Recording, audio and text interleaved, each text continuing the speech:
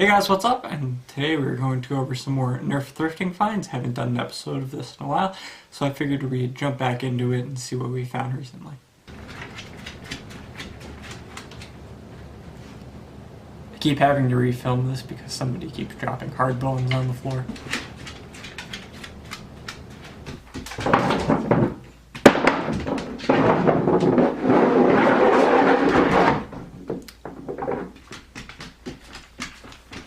These red rapid fire 20s.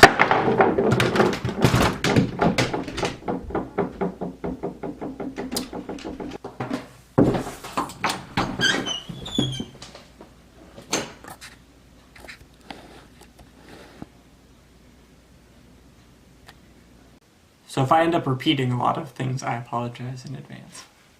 Kicking things off, let's start off with the tech target. This is the normal dart version, which I believe was the second released. Came with one of the targets that you see over on my usual work area. But this shoots the normal darts. I believe the original shot the mega darts and was more of a silver. So this is kind of cool. I'm not sure if the plunger tube is the same size as the original, but they were pretty easy to modify back in the day, so I believe this one will also be. And actually, you always find the targets, but never the actual pistols, so it's a pretty good pickup in my opinion. Up next, we have two night finders. Now, these are usually pretty common. However, I've been sort of giving them out as loaners, as they're very easy to modify.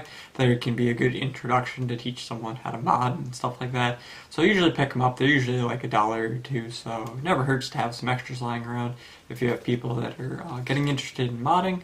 Or for some reason, when everyone starts playing HVZ, they like to carry sidearms. I never find that it's necessary because if my main blaster can't help me out, there's certainly no way that the night finder is going to save me, unless it's like something where you need to shoot a different ammo type, like megas can stun tanks in some games, or something like that. But if you're just shooting normal darts, there's not really a reason to have a secondary in my opinion. But pretty good to pick up these when they're in good condition. However, if you don't find them or they're kind of gross, just leave them. You'll find plenty if you thrift enough. Up next, we've got some Busby Reapers. I couldn't remember if I included these in my last thrifting video, as it was from July. However, these went on sale a few months ago, and they were like $2.50 a piece, so I picked up a bunch of them. I've been slowly sort of giving them away because they're kind of hard to modify. You can do it, don't get me wrong, but I just don't think it's worth the effort. And the plastic quality for the Busby isn't that great. So, especially compared to something like a Nerf quality plastic. So, I haven't really been spending the time to modify them. I'd rather spend it elsewhere.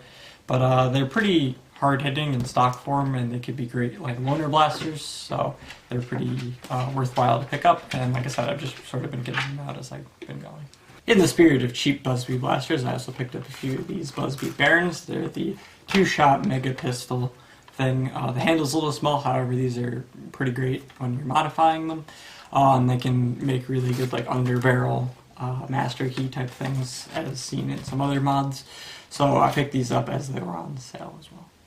Up next we have a Firefly. This is the yellow variant. This is actually, I believe, the only yellow variant I have, which is cool. I found a few other ones, but they've all been the blue ones. It's unfortunately kind of scratched up and it's missing the battery door right here. So I normally wouldn't have bought it because it's in kind of bad condition. However, just because it's the yellow one, I ended up picking it up and it was pretty cheap. The Firefly sort of holds a special place in my heart because it was one of the first real Nerf blasters that I remember using a lot. Definitely wasn't the first one that I ever bought or had as I was a kid. There were definitely a lot of older ones. However, this was one of my favorites when I was a kid. So really liked the Firefly. Plus the stock, in my opinion, is one of the more comfortable stocks that Nerf has ever made, so that's why I like using it on stuff like my Bullpup Rapid Strike that I'm working on. It's just very comfortable overall. Next, we've got a Lanyard triple shot. Now, this is not a Nerf blaster, however, it's something that was very popular in the Nerf mod community. People used to make quad shots, which is basically, because this was a shotgun, it had a very large plunger tube. So you can effectively put single 1-foot barrels on it, usually like PETG or CPVC, and it would get hit really hard.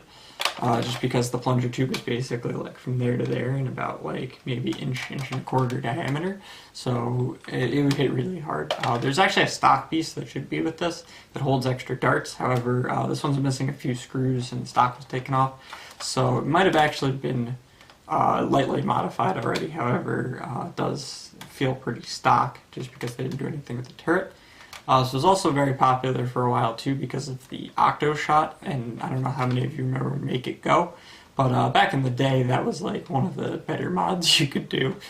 Something like the very similar to like a Doomsayer. However, it was pretty easily accessible and easy, or not easy to do, it was hard to do, but it was worked really well if you could pull it off. Up next, we got this Adventure Force like little Gatling gun thing. It's a chain-fed blaster that appears to be electronic. I haven't actually tested it to see if it worked, but it's basically like a little tiny minigun. This, I assume, spins. It sounds like it's got some kind of gear and motor attached to it. I haven't tested it out, like I said, so I have no idea if it actually works or not, but I plan on using it mostly for cosmetic stuff anyway. The little spinning turret could be a cool addition to an integration. I don't think I'll keep the rest of like the chain and that sort of stuff. It's kind of gimmicky and the handle's kind of small, and overall the blaster's just pretty small in size. Most of the other Gatling gun type blasters that have been released have been way bigger. So this is just something neat, and I plan on using this little spinning turret for something in the future. No plans for it right now, but it might be something cool to hold on to. So to round out this thrifting finds video, we got not one, but two of these red, I believe they're the original coloring, rapid fire 20s. It actually says Laramie, which is kind of weird because I thought that this was a Nerf blaster, not a Laramie blaster, but I could be wrong. Upon further investigation into my collection, it appears that the red and black one is indeed a Laramie blaster and has the Laramie name on the patent information, whereas the yellow and black one that I also have right here has the Nerf logo right here. It has Hasbro on the patent information, even though they're both from 2001. So that's kind of neat that they had a blaster production run that was going during the time of the transition, and one is Laramie and then the other is Hasbro and Nerf. What I'm not sure though is if the red one fires Laramie darts and the other one fires Nerf darts, because Laramie actually had a different dart type.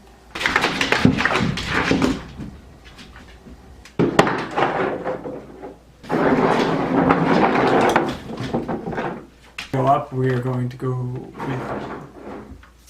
for the yellow one says Hasbro, black one is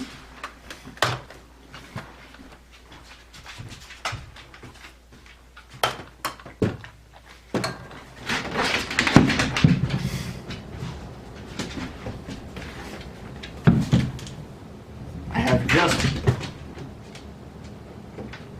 have just the Nerf-based solution for this problem.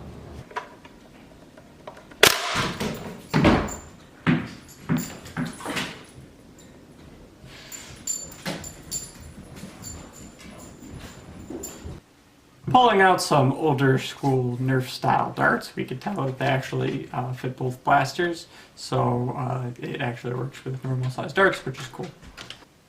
Anyway guys, that's just going to about wrap it up for this video.